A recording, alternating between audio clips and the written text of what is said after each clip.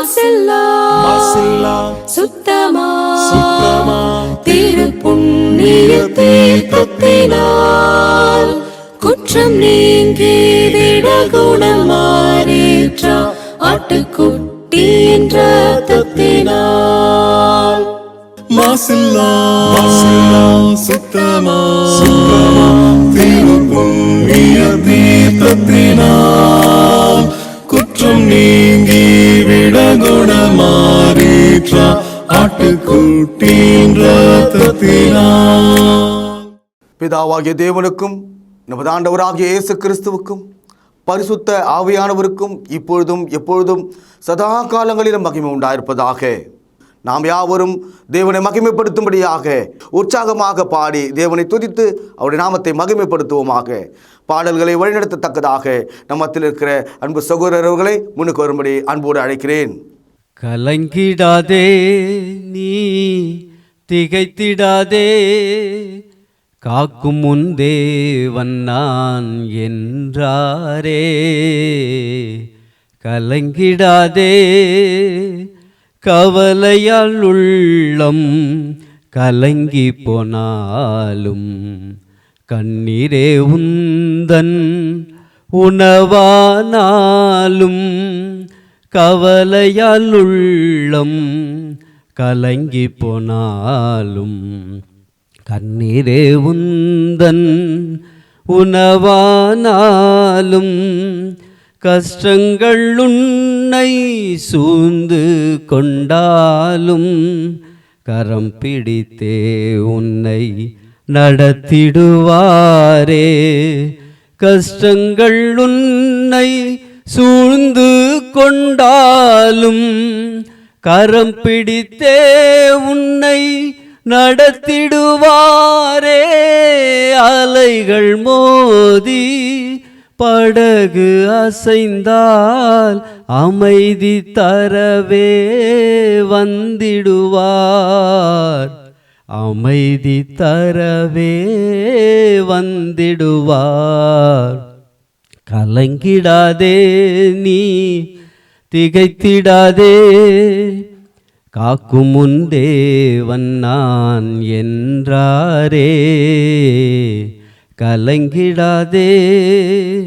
வானத்தையும் பூமியும் உண்டாக்கின சர்வ வல்லமையுள்ள எங்கள் நல்ல பிதாவே, இந்த உலகத்தில் பல மாற்றங்கள் நல்லதாகவும் இந்த கொள்ளை நோயினுடைய தாக்கம் இன்னும் இருப்பதாகவும் நாங்கள் எப்படி இருக்க வேண்டும் என்பதை குறித்த விஷயத்திலே குழப்பமாகவும் இப்படி இந்த உலகம் இப்படி இருக்கிறதை நாங்கள் பார்க்கிறோம். நல்ல பிதாவே, எங்களுக்கோ உம்முடைய வசனத்தின் வெளிச்சம் இருக்கிறதுனால, உம்முடைய சத்திய வசனங்களின் பாதையில் நாங்கள் இருப்பதினால திசைகிட்டு போகாமல் இருப்பதற்கு உம்முடைய கிருபை, உம்முடைய தயவு, உம்முடைய வார்த்தை எங்களுக்கு கொடுக்கப்பட்டதனால் நன்றி செலுத்துகிறோம். நன்றியோடு உம்மை துதிக்கிறோம். உம்மை தொழுது கொள்ளும் மக்களாகிய எங்கள் மீது இரக்கமாயிரும். உம்முடைய கிருபையும் உம்முடைய கண்களின் தயவும் இன்று எங்கள் மேல் இருப்பதாக. உம்முடைய வார்த்தையினால் எங்களை சந்தியும். நாங்களும் நீ சொன்னபடி செய்யத்தக்கதாக இந்த தொழுகையில் எங்களை ஒப்புக் கொடுக்கிறோம்.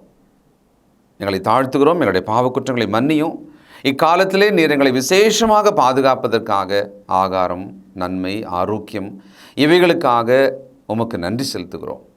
இயேசு கிறிஸ்துவின் நல்ல நாமத்தில் துதித்து ஜெபிக்கிறோம் பிதாவே, ஆமென்.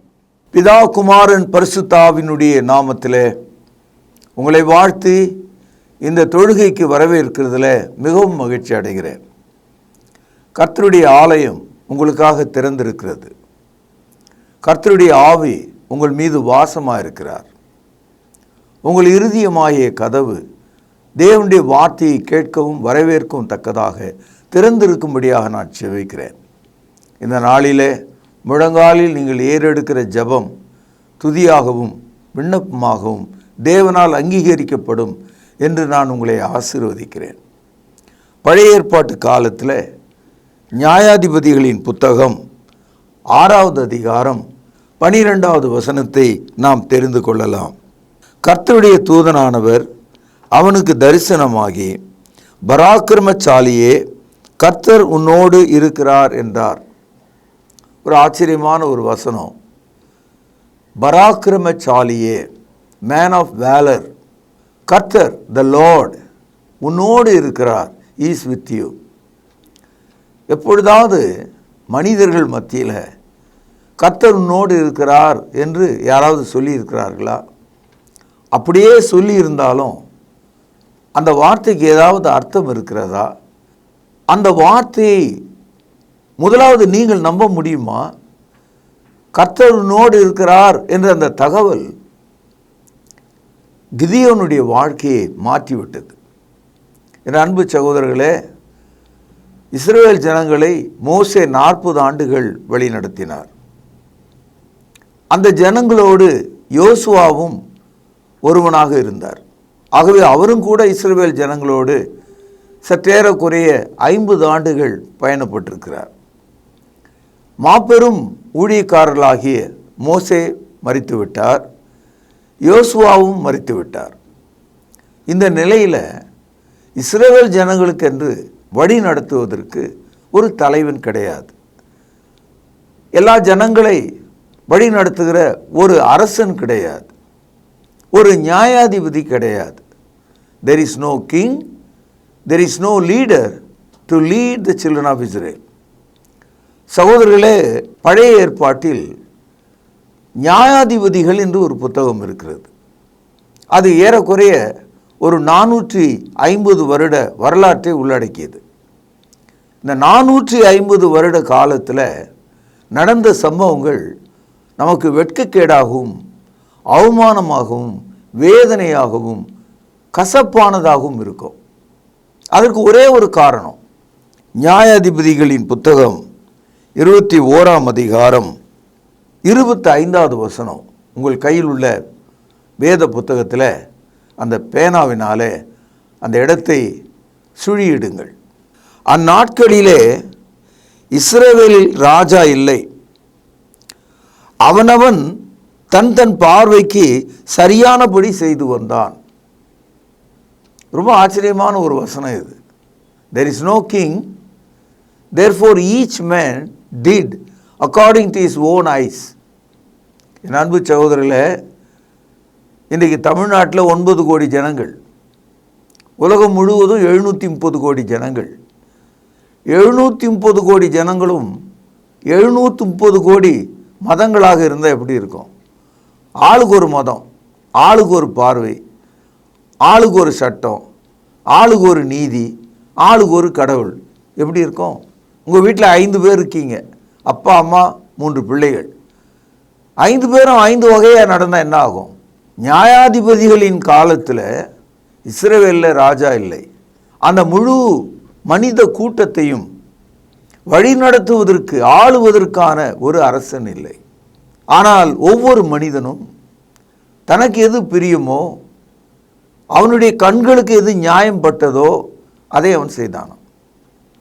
என் அன்பு சகோதரர்களே, நம்முடைய வாழ்க்கையும் கூட இப்படி தான் இருக்குது.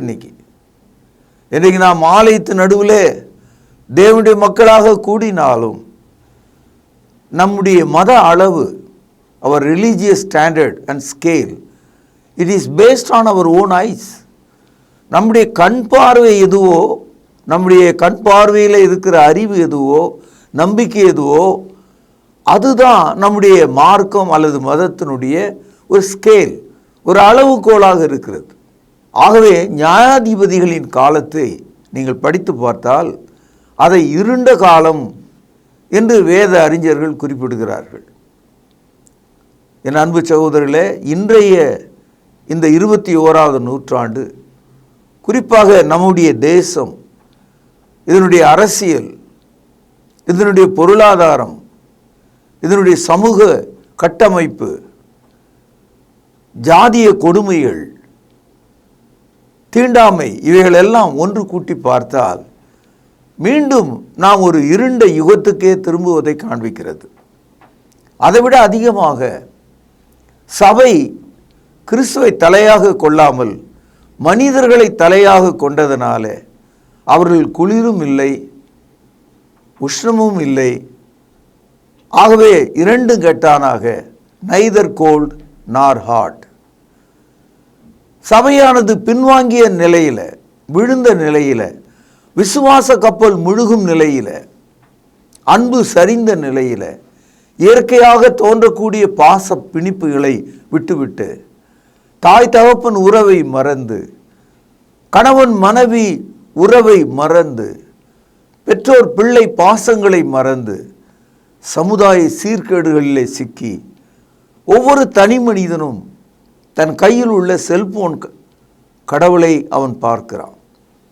Today the people on this earth ruled by the God of cell phones. Each man trusts his own cell phone, keep all his records, pictures, issues. இல்லையா? கையில் உள்ள அந்த மொபைல் ஃபோனில் எல்லா ரகசிய படங்களையும் எல்லா தகவல்களையும் நீங்கள் வணங்குகிற ஒரு கடவுளாக அதை மாற்றிக்கொண்டீர்கள். என் அன்பு சகோதரர்களே, இப்படிப்பட்ட ஒரு இருண்ட காலத்தில் தான் இந்த கிதியோன் என்ற ஒரு மனிதனை பார்த்து கடவுள் சொன்னார், பராக்கிரமசாலியே, கர்த்தர் உன்னோடு இருக்கிறார் என்று சொன்னார். இன்றைக்கும் இந்த வார்த்தை உனக்கு தேவை, உங்கள் குடும்பத்துக்கு தேவை, இந்த திருச்சபைக்கு தேவை, இந்த உலகத்தில் உள்ள எல்லாருக்கும் தேவை. The Lord appeared என்று ஒரு வார்த்தை இருக்கிறது. அங்கே கர்த்தர் அவனுக்கு தரிசனமானார். சில சமயங்களில் நம்முடைய மனது என்ன சொல்லுதுன்னா, கடவுள் நேரில் என்கிட்ட பேசினா நல்லா இருக்கும், அவர் என் கண் முன்னால் தோன்றினால் நன்றாக இருக்கும், அப்போ நான் ஒழுங்காயிடுவேன், திருந்திடுவேன், எல்லாம் ஒழுக்கம் பண்ணிக்குவேன், நான் யோகியமாக நடப்பேன், கடவுள் என்கிட்ட சொல்லட்டும், நேர்லேயே சொல்லட்டும், நேரில் வரட்டும் அப்படின்னு நீங்கள் நினைக்கிறீங்க. அது தவறான ஒரு கருத்து. தேவன் ஆவியாக இருக்கிறார், நீ மாம்சமாக இருக்கிறார். தேவனை ஒருவனும் ஒரு காலம் காண முடியாது. ஆகவே முரட்டாட்டமான உன்னுடைய கருத்துகளால் உன்னை நீங்கள் ஏமாற்றிக்கொள்ள வேண்டாம். இந்த கடைசி காலத்தில் நீங்கள் தேவனை அறிந்து கொள்வதாக இருந்தால் இயேசு கிறிஸ்துவின் மூலமாய் அவருடைய வார்த்தைகளை கொண்டு தேவனை நீங்கள் தெரிந்து கொள்ளலாம். You can know God through His Son Jesus Christ.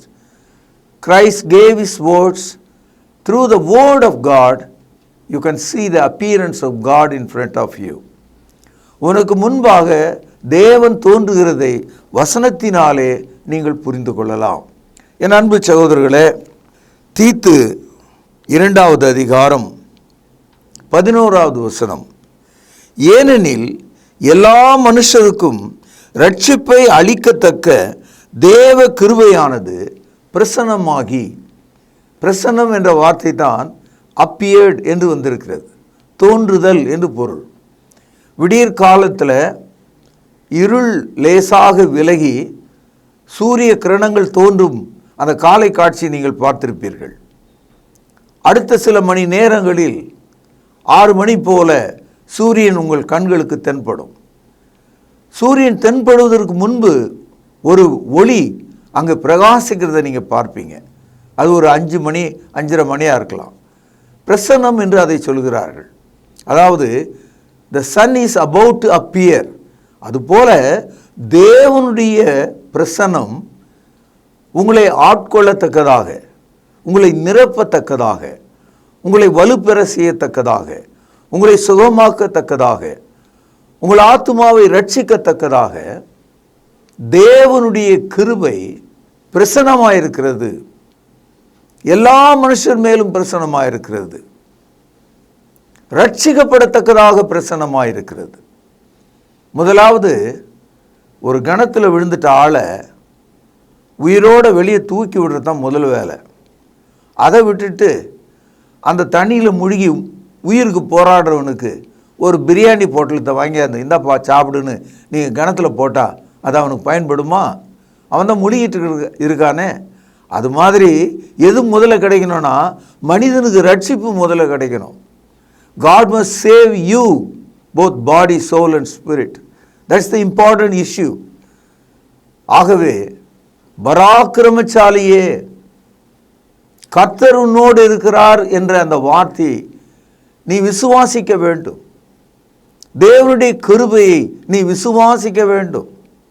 ரட்சிக்கப்படத்தக்கதாக நீ விசுவாசிக்க வேண்டும். நம்ம ஊரில் ஒரு பயங்கரமான கொலைக்காரர், கொலைகளை கூலிக்காக பணத்துக்காக செய்கிறவர். அவருடைய பேரை கேட்டாலே ஊரே நடுங்கும். அப்பேற்பட்ட ஆள். ஒரு நாள் காலையில் ஒரு ஆள் வந்து ஓன்று அழுகிறான். அந்த கொலைக்காரர் வெளியே வந்து ஏண்டா அழுகிற அப்படின்னு கேட்டதுக்கு அவன் வேறு ஒரு ஆள் பேரை சொல்லி, அண்ணே என்னை அவன் வந்து அடிக்க வரான், கொல்றேன்னு சொல்கிறான், என் வீட்டு பெண் பிள்ளைகளை தூக்கி கொண்டு போய் விடுவேன் என்று சொல்கிறான், வீட்டை நெருப்பினால் கொளுத்தி விடுவேன் என்று சொல்கிறார் என்று கண்ணீரோடு உயிருக்கு போராடுகிற ஒருவனாக சொன்னான். அதுக்கு அந்த முரட்டாட்டமான அந்த கொலைக்காரர் ஒரே ஒரு வார்த்தை தான் சொன்னார், டேய் போடா நான் பார்த்துக்கிறேன். இந்த மாதிரியான டயலாக்ஸை நம்ம கேட்டுக்கிட்டு தான் இருக்கோம். சமுதாயத்தில் இப்படி சொல்கிறத பார்க்குறோம். நம்ம வீட்லேயே நம்ம பிள்ளைகளை, நம்ம சொந்த பந்தங்களை, நீ போ நான் பார்த்துக்கிறேன் அப்படின்னு சொல்கிறோம் இல்லையா? இந்த மாதிரி இயற்கையாகவே நம்ம பேசுகிறோம். நீ போ நான் பார்த்துக்கிறேன் அப்படின்னாவே மொத்த விஷயம் முடிஞ்சிடுச்சுன்னு அர்த்தம். எத்தனை முறை நீங்களே சொல்லியிருக்கீங்க உங்கள் நண்பருக்கு, உங்களுடைய ஃப்ரெண்ட்ஸுக்கு சொல்கிறீங்க, டேய் நீ போடா நான் வந்து பார்த்துக்கிறேன். திரைப்படங்களில் இந்த டைலாக், இந்த கம்யூனிகேஷன் வந்து சர்வசாதாரணமாக இருக்கும். அது உண்மைதான். நீ போ நான் பார்த்துக்கிறேன்னு சொன்ன அந்த வார்த்தைக்குள்ளே எவ்வளோ பெரிய விஷயம் அடங்கியிருக்கு தெரியுங்களா?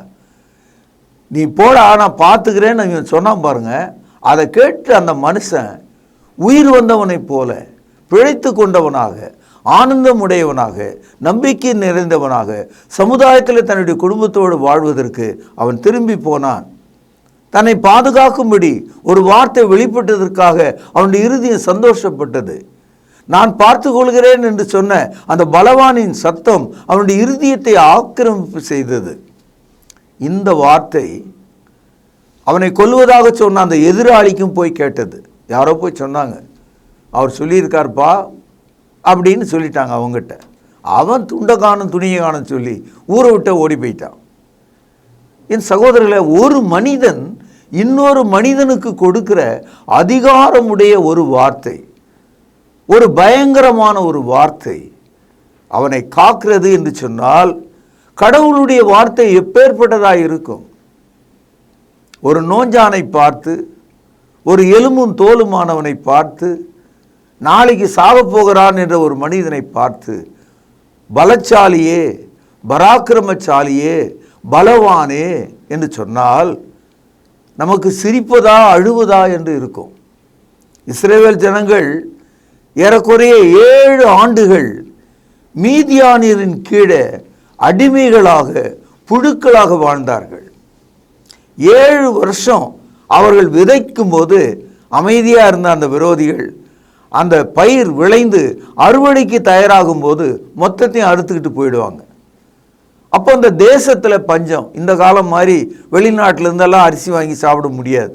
அந்தந்த தேசத்தில் அந்தந்த ஊரில் விளைச்ச பொருள் தான் அவர்களுக்கு உணவாக இருக்க முடியும். அப்போ இஸ்ரவேலர்களுடைய தானியத்தை 1 வருஷம் இல்லை, 2 வருஷம் இல்லை, 7 வருஷம் அறுத்துட்டு ஓடிட்டான். எவ்வளவு ஏழ்மையில் இருந்திருப்பாங்க, எவ்வளவு பசி தாகத்தில் இருந்திருப்பாங்க, எவ்வளவு பலவீனமாக இருந்திருப்பாங்கன்னு எண்ணி பாருங்க. அப்படிப்பட்ட ஒரு காலகட்டத்தில் கிதியோன் கொஞ்சம் கோதுமையை ஒளிந்து கொண்டு கோதுமையை தட்டி கொண்டிருந்தான். அதனுடைய தாள்களில் இருந்து அந்த கோதுமையை தட்டி வேறு பிரித்து கொண்டிருந்தான்.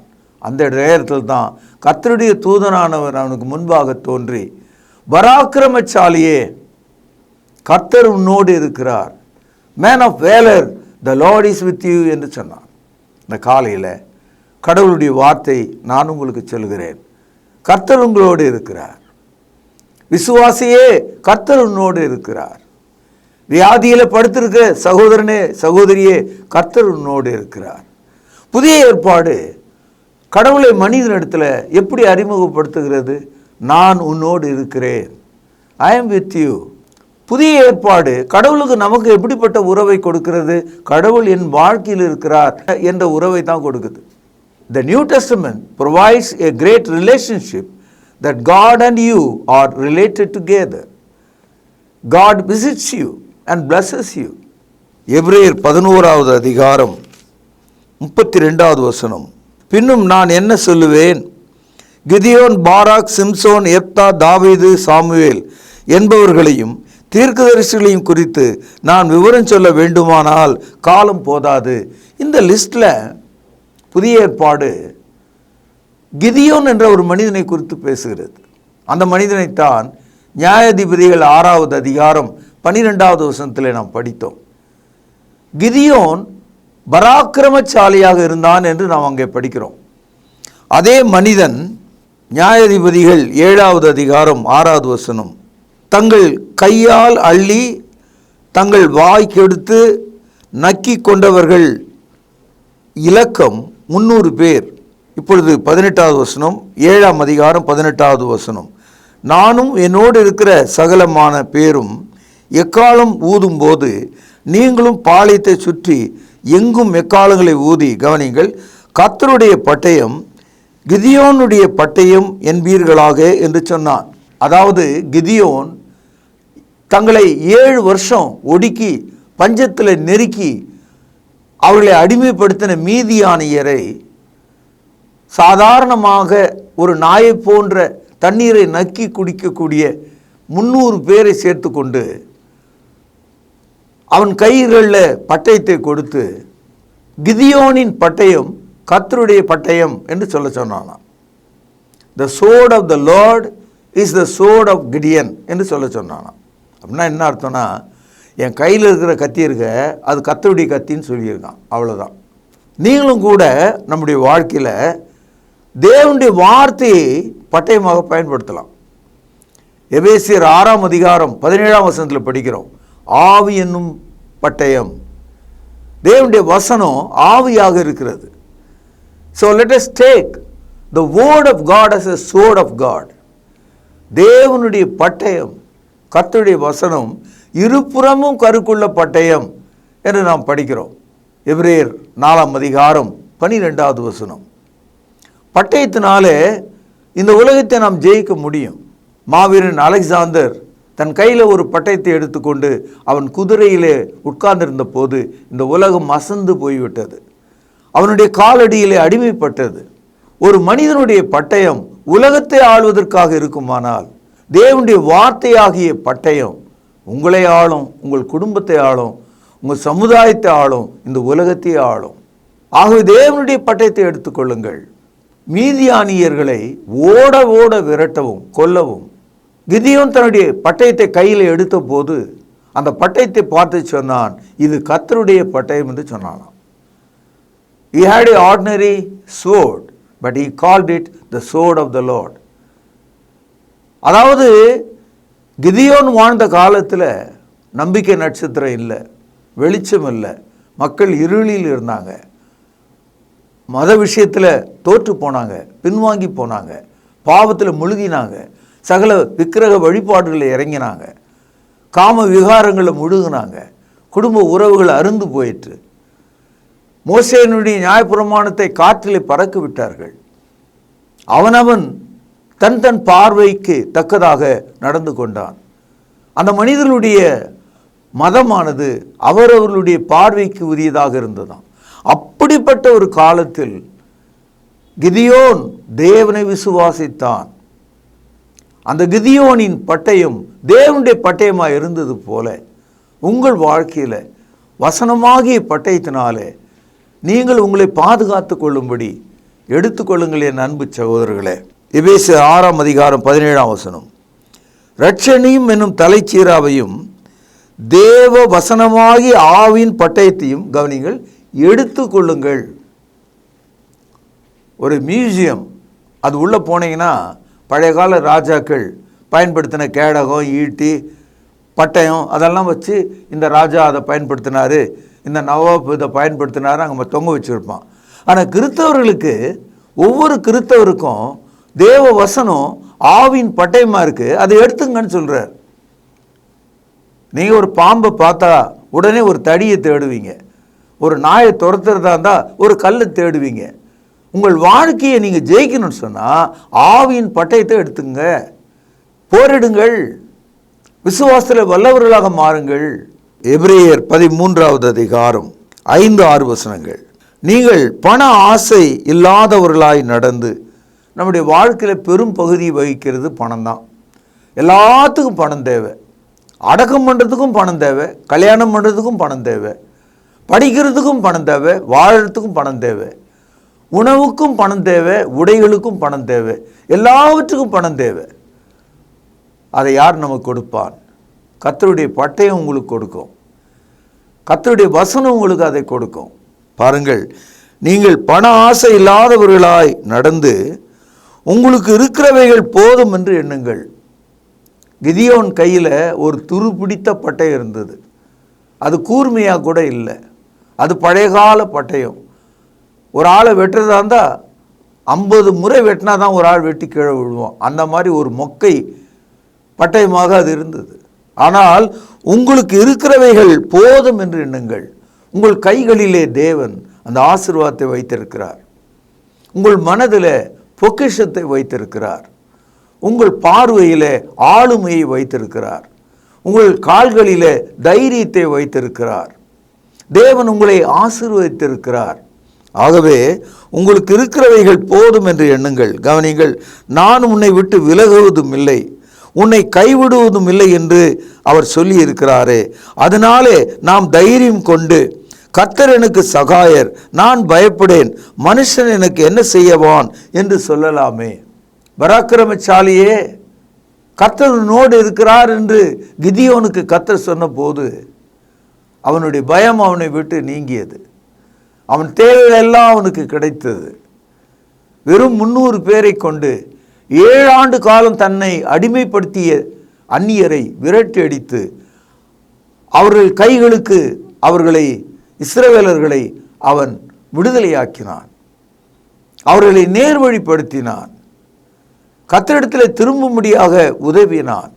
உங்கள் வாழ்க்கை இன்றைக்கு மாற வேண்டும். ஏசாயா 43வது அதிகாரம் 1 வசனம், பழைய ஏற்பாட்டில் 848. இப்போதும் யாக்கோபே, உன்னை சிருஷ்டித்தவரும் இஸ்ரவேலே உன்னை உருவாக்கினவருமாகிய கர்த்தர் சொல்கிறதாவது, கவனிங்கள், பயப்படாதே, உன்னை மீட்டு கொண்டேன், உன்னை பேர் சொல்லி அழைத்தேன், நீ என்னுடையவன். எத்தனை அருமையான வாக்குத்தத்தம்! பயப்படாதே, மீட்டு கொண்டேன், நீ என்னுடையவன் என்று கர்த்தர் சொல்கிறார். 2ஆம் வசனம், நீ தண்ணீரை கடக்கும்போது நான் உன்னோடு இருப்பேன், நீ ஆறுகளை கடக்கும்போது அவைகள் உன்மேல் புரளுவதில்லை, நீ அக்னியிலே நடக்கும்போது வேகாதிருப்பாய், அக்னி ஜுவாலை உன் பேரில் பற்றாது. அக்னியிலே கடவுள் நம்மை காப்பாற்ற வல்லவர். ஆற்றின் நடுவிலே நம்மை காப்பாற்ற வல்லவர். எல்லா தீமையினின்றும் நம்மை விலக்கி காத்து ரட்சிக்கக்கூடியவராக இருக்கிறார். சங்கீதம் 29:11வது வசனம், கர்த்தர் தமது ஜனத்திற்கு பலன் கொடுப்பார் 1, கர்த்தர் தமது ஜனத்திற்கு சமாதானம் அருளுவார் 2, கர்த்தர் தமது ஜனங்களை ஆசீர்வதிப்பார் 3. பலன், சமாதானம், ஆசீர்வாதத்தை இந்த புதிய வாரத்தில் கர்த்தர் உங்களுக்கு கொடுக்கத்தக்கதாக உங்களை ஆசீர்வதித்து இன்றைய நற்செய்தியை நான் நிறைவு செய்கிறேன். பிரார்த்தனை செய்வோம். பரமண்டலங்களில் வாசமாக இருக்கிற பரிசுத்தமுள்ள தகப்பனே, இந்த தொழுகையில் மன்றாடி கொண்டிருக்கிற உமது மக்களுக்கு, இருளில் வெளிச்சம் காணாத மக்களுக்கு, பயத்தில் உறைந்து போன மக்களுக்கு, உணவு பஞ்சத்தால் பசிதாகமுடைய மக்களுக்கு, உடை குறைவால் நிர்வாணத்துக்கு திரும்பிய மக்களுக்கு, சாத்தானின் பலவித சோதனையினாலே நெருக்கப்பட்டிருக்கிற உமது மக்களுக்கு, பராக்கிரமசாலியே, கர்த்தர் உன்னோடு இருக்கிறார் என்ற வல்லமையின் வார்த்தையை ஆவியின் வசன பட்டயமாக மாற்றியருளும். உமது மக்களை ஆசீர்வதியும். ஆண்டவர் இயேசுவின் பேரால் இந்த மன்றாட்டை ஏறெடுக்கிறேன். பரிசுத்த நிறைந்த எங்கள் நல்ல பிதாவே, ஆமேன். நம்முடைய கர்த்தராகிய இயேசு கிறிஸ்துவின் கிருபை உங்கள் அனைவரோடும் சதா காலங்களிலும் நிலைத்திருப்பதாக. ஆமேன். கர்த்தருடைய பந்தியிலே பங்கு கொள்ளும்படி நம்மை நாமே ஆயத்தப்படுத்துவோம். ஆண்டவராகிய இயேசு கிறிஸ்து காட்டிக் கொடுக்கப்பட்ட அன்று ராத்திரியிலே அப்பத்தை எடுத்து ஆசீர்வதித்து, இதை பிட்டு நீங்கள் வாங்கி புசியுங்கள், இது உங்களுக்காக பிற்கப்படுகிற என்னுடைய சரீரமாய் இருக்கிறது என்று சொல்லியிருக்கிறார். அப்பத்திற்காக நாம் ஜெபித்து இதில் பங்கு கொள்வோம். பரிசுத்தமும் இரக்கமும் தயவும் கிருபையும் நிறைந்த நல்ல ஆண்டவரே, உம்முடைய குமாரனாகிய இயேசு கிறிஸ்து சிலுவையிலே எங்களுடைய பாவங்களுக்காக தன்னுடைய இன்னுயிரை கொடுக்கும் பொழுது அவருடைய சரீரம் கிழிக்கப்பட்டது. அதற்கு ஒப்பாக இங்கு புளிப்பில்லாத அப்பம் இது வைக்கப்பட்டு இருக்கிறது. அப்பா, நீர் இந்த அப்பத்தை எங்களுக்கென்று ஆசீர்வதித்து தரும்படி விலையேற பெற்ற இயேசு கிறிஸ்துவனுடைய நல்ல நாமத்தினாலே இந்த ஜெபத்தை ஏறெடுக்கிறோம் அன்பின் பிதாவே, ஆமேன். அவர் அந்தபடியே பாத்திரத்தையும் எடுத்து, இந்த பாத்திரம் என் இரத்தத்தினால் ஆகிய புதிய உடன்படிக்கையாய் இருக்கிறது, என்னை நினைவு கூறும்படி இதை செய்யுங்கள் என்று சொல்லியிருக்கிறார். நாமும் கூட அவ்வண்ணமாகவே இதில் செய்யும்படியாக நாம் ஒன்று சேருவோம். தேவன் இந்த ரசத்தை ஆசீர்வதித்து தரும்படி நாம் ஜெபிப்போம். வானத்தையும் பூமியும் உண்டாக்கின சர்வ வல்லமையுள்ள எங்கள் நல்ல பிதாவே, என்னை நினைவு கூறும்படி இதை செய்யுங்கள் என்று சொல்லியிருக்கிறபடியே நாங்கள் செய்யும்படி வந்து நிற்கிறோம். இந்த ரசத்தை நீர் ஆசீர்வதித்து தாரும். குற்றமில்லாத மாசற்ற இதோ தகப்பனே, அந்த ரத்தம் எங்களுடைய பாவங்களுக்காக சிந்தப்பட்டது என்பதை நாங்கள் நினைத்து இதில் பங்கு கொள்ளும்படி, பயபக்தியோடு பங்கு கொள்ளும்படி எங்களை உற்சாகப்படுத்தும். எங்களை தாழ்த்துகிறோம். இந்த ரசத்தை நீர் ஆசீர்வதித்து தாரும். இயேசுவின் நல்ல நாமத்தில் இந்த ஜெபத்தை எடுக்கிறோம் அன்பின் பிதாவே, ஆமேன். தேவனுடைய சமூகத்தில் தேவனுக்கு மிக பிரியமான ஒரு தொழுகையை செய்து கொண்டிருக்கிறோம்.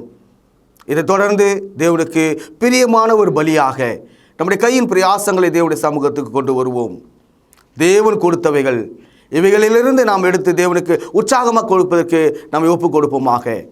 இந்த தொழுகையின் நிறைவு ஜெபத்தை நம்மத்தில் இருக்கிறதான சகோதரர் ஒருவர் முன்வந்து ஜெபித்து இந்த தொழுகையை நிறைவு செய்து தரும்படி அன்பாய் கேட்டுக்கொள்கிறேன். பரலோகத்திலே வாசமாயிருக்கிற எங்கள் நல்ல பிதாவே, உம்முடைய வார்த்தையினால் எங்களை சந்தித்ததற்காக உமக்கு ஸ்தோத்திரம். அண்ட சராசரங்களின் மீது அதிகாரமுடையவராகிய உமக்கு எங்களை தாழ்த்தி ஒப்புக் கொடுக்கிறோம். வார்த்தையினால் சர்வத்தையும் தாங்குகிற எங்கள் ஆண்டவர் இயேசு கிறிஸ்துவின் கீழாக எங்களை ஒப்புக் கொடுக்கிறோம். நாங்கள் எதையுமே செய்ய முடியாது, ஆனால் பரிசுத்த ஆவியின் பலத்தினாலே செய்ய முடியும் என்பதனால் அந்த பரிசுத்த ஆவியானவருடைய ஆளுகைக்கு எங்களை ஒப்புக் கொடுக்கிறோம்.